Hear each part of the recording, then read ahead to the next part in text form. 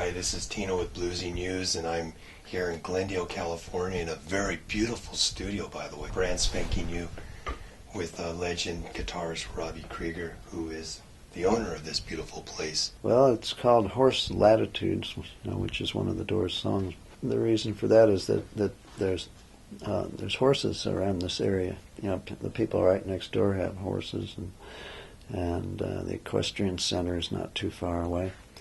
Actually, my friend Tim Petrovic, I've thought of the name. He's a pro golfer on the golf tour, and we were trying to think of names for the studio. What about Moonlight Drive, or one of those? And he's, hey, how about Horse Latitudes? That's like a pretty obscure Doors song that a lot of people don't even know what it is. We just pretty much built it from the ground up. We started with a building that had been gutted out and had the right ceiling height and all that for a studio. So we put all the wires in the floors, and it was kind of nice to be able to just build from scratch, what the studio that you envision. And we have 2 control rooms. This is the small one. It's got a Neve 60-channel board.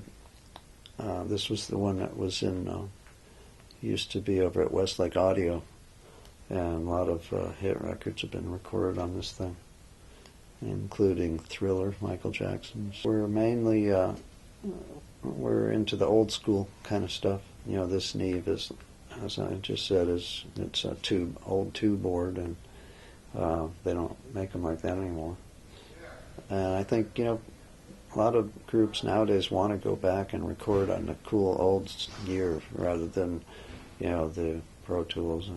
I mean, we have Pro Tools too, but I think when you listen to the radio nowadays, a lot of the music sounds the same. It sounds very similar, and I think a lot of that reason is the digital equipment that they use to record on. So the first project we're doing here is my buddy Billy Wolff, who's doing a jazz record, and he got the Yellow Jackets to play with him. And Billy Wolff is an old friend of mine. We met in junior high, and he's actually the guy that really got me into playing music, because I always liked music, but I never played it. And he had a piano over at his house, and his dad was a pretty good piano player and taught Billy how to play. And then came the guitar. And then we both went to school together, to high school, boarding school. And that was a place where you either did homework or you played guitar at night. And that's what we did.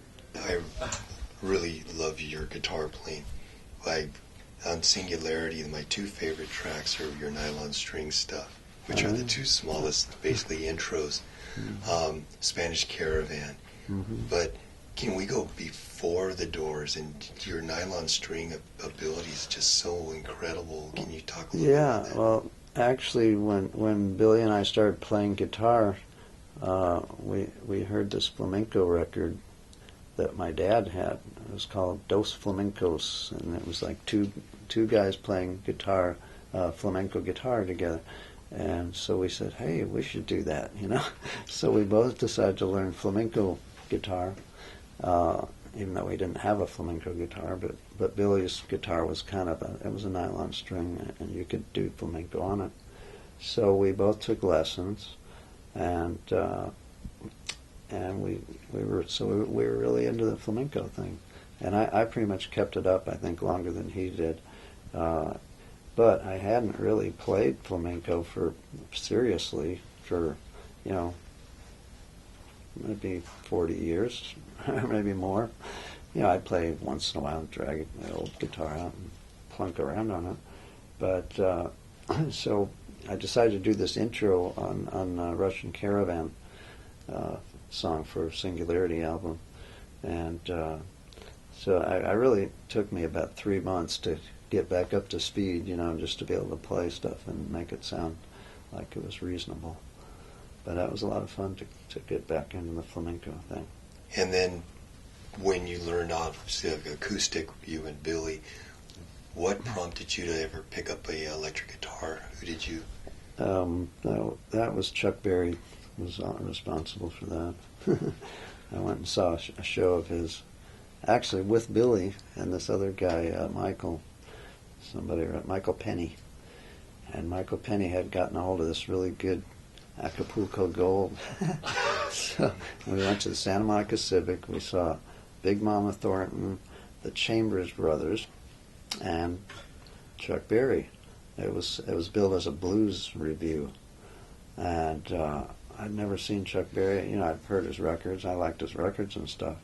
So we were into flamenco and folk music and stuff. Never thought about playing rock and roll. And I saw Chuck Berry play that night, and I said, "Oh my God, I'm trading my guitar in for an electric guitar." That's when I got that.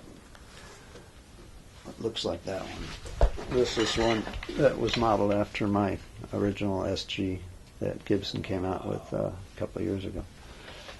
And Beautiful. it's just an SG, but this particular one is really pretty cool because it has the neck from a Les Paul Jr., which preceded the SG by a year or two.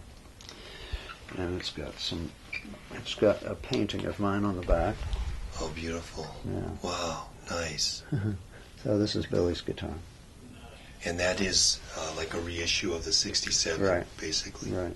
Beautiful guitar. All right. Thank you, Robby. Okay.